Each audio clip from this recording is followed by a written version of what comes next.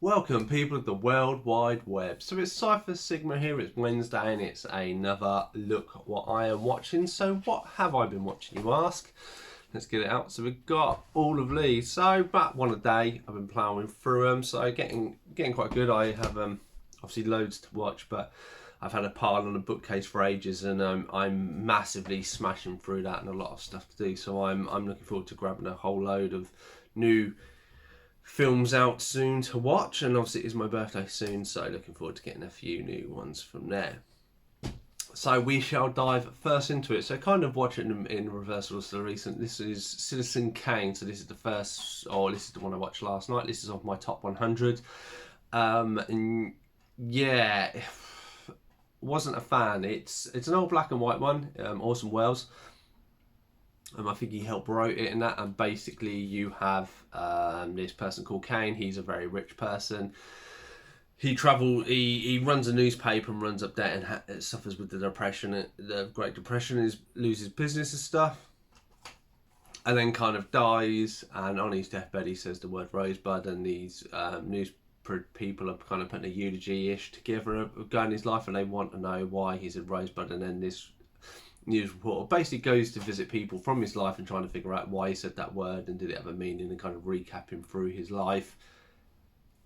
I don't know, it just didn't gel with me that much. I bored in places,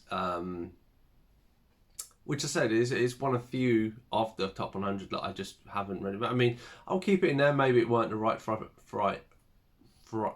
frame of mind.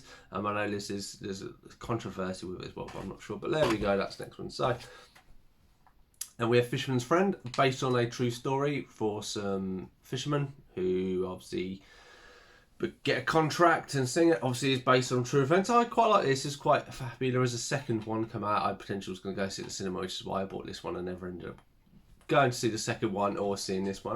But it is quite a good story. Very British at the feel. And yeah, I liked it overall. So then we have another one of my top 100. So this one, so these two now mean I have 4 movies left. I have Lagan that I have The Great Dictator, Bahala, and Three Idiots, and they're the only 4 movies I have. And then I can do a big video of my scratch card 100, and I've watched them all and what I thought. But anyway, this is City of God. So this I watched many years ago when I first was friends with 2 of my nearest friends. But I could not remember it, so I bought it again and rewatched it. And it's a Brazilian film, basically kind of about drug lords and stuff of the slums. So City of God is the place that they live in, and it's about 2 kids growing up, kind of taking different paths and how their lives interject and their friends and stuff. And it is very well done and very well shot. It's very entertaining. A lot of interesting twists and turns along the way, and characters, but it's shot and done really well, and I think it got quite a few awards. So yeah, very happy to have City of God in the collection. I say did enjoy it. Next is one I recently picked up, which is Tokyo Godfathers. So this will go on the shelf behind me. This was a very interesting film. So the premise of what I knew was that a infant had been abandoned.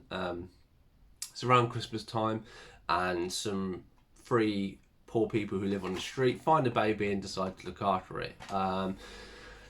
They're very interesting characters, and it's kind of about their life and trying to look after a child and taking it back, and then realising there's a story of why this child was abandoned, and leading that story, and it connects with other people that have come into contact with. I thought it was really good, really animated, not your usual kind of anime movie. A lot of interesting twists and turns, and actually the characters were more interesting than what I initially thought, but I did really enjoy this. So next one, All the Good Things. I believe this is loosely based off true events, if I'm right. Or it has some sort of connotations. So basically you have this married couple, or you don't meet them, they get married. He is a bit of abusive, a bit screwed up in the head. She goes missing, and in real life she is still missing. That is just a story. The story is kind of the whole life and facts and all kind of fictional facts and figures that they find out and stuff. And obviously she is still missing. There's other people that get killed and stuff, and how it's all kind of linked in together. I'm very screwed up, and the trailer does make it look good. It didn't earn a lot of money, and watching it I can see why I didn't earn money, because I say this is one, it is getting to me. I do really like Kirsten Dunst. but I must admit, there's not a lot that Ryan Gosling is in that I actually like, funnily enough. There is Notebook, I did really like of him, and a few other little bits he's done. I do have a few other films on the watch pile of him, so I'm interested to watch them. But yeah, I'm not. Maybe I'm just not his biggest fan, but that is another one. Actually, let's go with this one. So this one I've already covered in the video. You may have watched it, Doctor Who, the movie. Love this movie. Obviously, I'd seen it once when it was first out. Rewatched it again. Really like it. I do have people tempting me to get into the new Doctor Who. We shall see. There is a box set that has the first 4 Doctors that is quite cheap going on eBay and stuff. So I am tempted, but I have a toy fair coming up, and that's kind of where my money is because it's my last kind of big blowout. And then finally, I know I haven't really done staffing, but this is one I definitely would recommend. So this one I watched a little while ago. I saw the recommendation, and I didn't really like it. It was online. It was on a streaming service. And I thought it meh.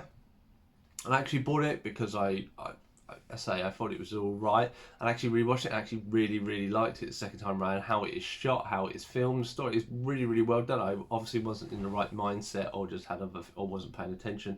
But I really love this. So it's kind of set in a futuristic town or world. You had this bloke who basically reconditions cars.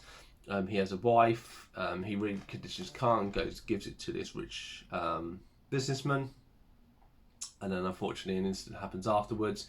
His wife dies. He gets paralysed, and the rich businessman gives him a chance. He's created this chip. He sticks the chip in him. The chip can basically run his body for him. And help him out so he can walk again. And he kind of does this, but it's all done on a hush hush.